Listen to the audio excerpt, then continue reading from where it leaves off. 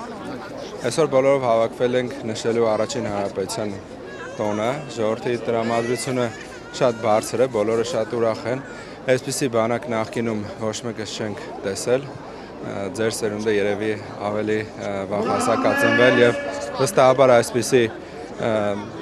պատկեր չենք ունեցել մեր երկրում, ցավոք սրտի առաջի հանրապետությունը կարճ կյանք ունեցավ 1918 թվականից հետո 2 տարի անց դադարեց գոյություն ունենալ, բայց այսօր ունենք խաղաղություն, այսօր արդեն շուրջ 2 տարի է, որ սահմանում զոհ չունենք և բոլորը եկել են և տոնելու մեր խաղաղությունը, իմ կարծիքով,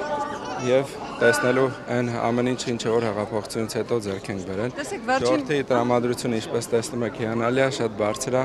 Եվ վերջինորեն շատ են հատկապես ընդդիմախոսների կողմից այն շահարկումները, որ մի կողմից խոսում եք խաղաղության գործընթացի մասին, մյուս կողմից զորահանդես եք կազմակերպում, մեկը մյուսին հակադրվում է և ինչի մասին է խոսում այսօրվա բանակը, սա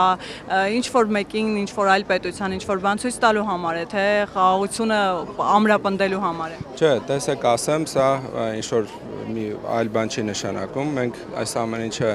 ձեռք ենք բերել հեղափոխությունից հետո ու սա մեր ժողովրդի հզորությունն է ցույց տալիս մեր պետության, մեր կառավարության ու սա անկախությունից հետո, խաղաղությունից հետո ներողություն, այն ամեն ինչն է, ինչ որ պետք է ունենայինք և կարծում եմ ինչ-որ մի այլ նպատակ չկա,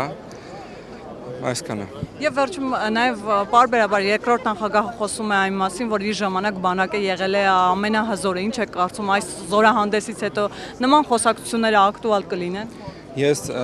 երրորդ նախագահի հանրապետության երրորդ նախագահի ժամանակահատվածում եմ ծառայել եմ Արցախի Լեռնային Ղարաբաղի շրջանում